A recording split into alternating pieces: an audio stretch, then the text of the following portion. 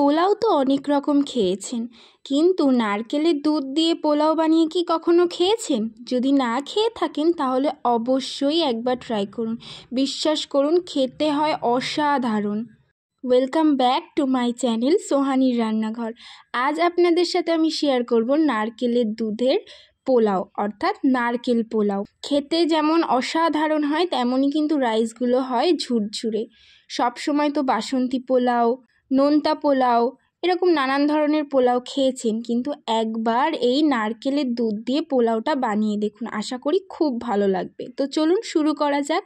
তো প্রথমে আমি এখানে একটা ছোট সাইজের নারকেল আর একটা বড় সাইজের নারকেল কেটে নিয়েছি, কেটে দুটো ভাগ করে নিয়েছি। এখন এই নারকেলটাকে আমি কুড়িয়ে নেবো। আপনারা চাইলে মিক্সার গ্রাইন্ডারেও নারকেলটা কুড়ে নিতে পারেন, অথবা যে নারকেল কুড়ানি হয় সেটা দিয়েও নারকেলটা কুড়িয়ে নিতে পারেন। তো এখানে নারকেল কুড়ে আমি এর মধ্যে 2 গ্লাস আমি গরম জল এবং 1 গ্লাস ঠান্ডা জল দিয়ে খুব ভালো করে নারকেলটা একদম চটকিয়ে মাখিয়ে নেব, যাতে নারকেলের দুধটা খুব ভালো করে বেরিয়ে আসে।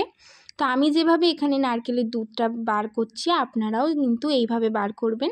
তো এখন নারকেলের দুধটা বার করার পরে একটা ছাঁকনি দিয়ে আমি নারকেলের দুধটাকে ছেঁকে নেব। এভাবে নারকেলটা মুঠো করে চেপে নারকেলের দুধটা বার করে নিতে হবে। ঠিক আমি যেভাবে করছি আপনারাও সেইভাবেই করবেন। তো এইভাবে আমি নারকেলগুলোর থেকে নারকেলের দুধটা বার করে নেব। আবারও একইভাবে আমি যে নারকেলটা আমি সাইডে রেখে দিয়েছিলাম দুধ বার করে, সেই নারকেলটা আবারও 2 গ্লাস গরম জল এবং 1 গ্লাস ঠান্ডা জল দিয়ে নারকেলটা আবারও আগের পদ্ধতিতেই নারকেল থেকে দুধটা বার করে নেব।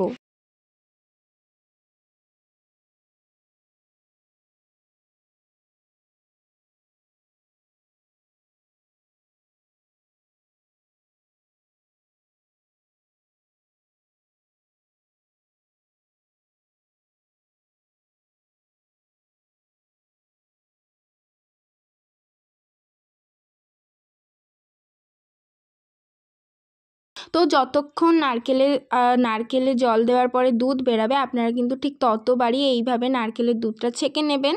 তো এখানে দুধ ছাঁকা হয়ে গেছে। তো আমি এখানে এই পোলাওটা বানানোর জন্য নিয়েছি ঘরে খাওয়ার মিনিকেট চাল। এখানে আমি 1 কেজি চাল নিয়েছি। তো চালটাকেও আমি খুব ভালো করে ধুয়ে পরিষ্কার করে নিয়েছি।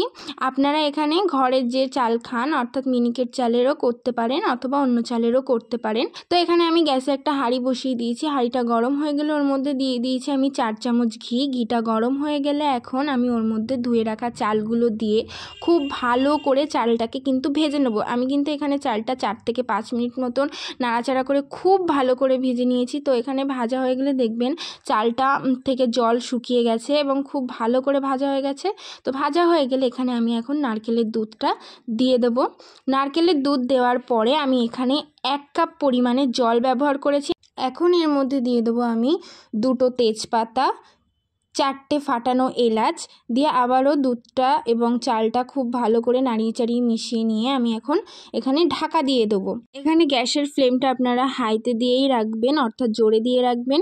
তো এখানে আমি মিনিট 15 পর ঢাকা খুলে এর মধ্যে অ্যাড করে দেব স্বাদ মতো লবণ এবং 1 কাপ চিনি। চিনিটা আপনারা যেরকম মিষ্টি খেতে পছন্দ করেন সেই অনুযায়ী চিনির পরিমাণটা আপনারা এখানে দেবেন।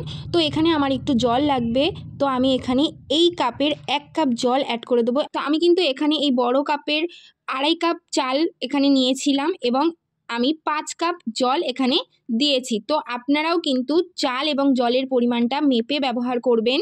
যে পাত্রের মাপে আপনারা চাল ব্যবহার করবেন সেই পাত্রের মাপে কিন্তু আপনারা 2 কাপ দুধ ব্যবহার করবেন।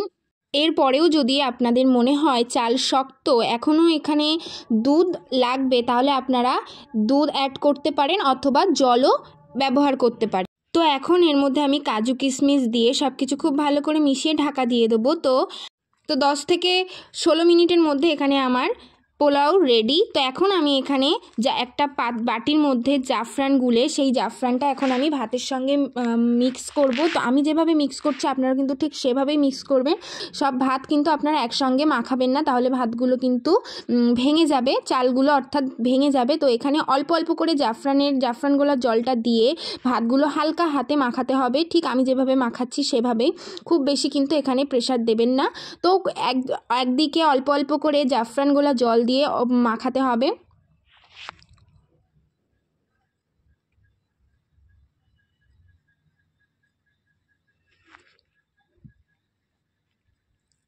তো দেখুন আমি অল্প অল্প করে চারিদিকে জাফরান দিয়ে ভাতটাকে খুব ভালো করে মিশিয়ে নিয়েছি। এখানে আমি খুব বেশি রং ব্যবহার করিনি। তো আমি এখানে আমার পোলাও মেশানো কমপ্লিট। তো তৈরি আমাদের ঝুরঝুরে নারকেল পোলাও। একবার আপনারা বাড়িতে অবশ্যই কিন্তু এই পোলাওটা ট্রাই করে দেখবেন, খেতে কিন্তু অসাধারণ হয়। দেখতেই পাচ্ছেন কতটা ঝুরঝুরে হয়েছে, খেতেও কিন্তু দুর্দান্ত হয়।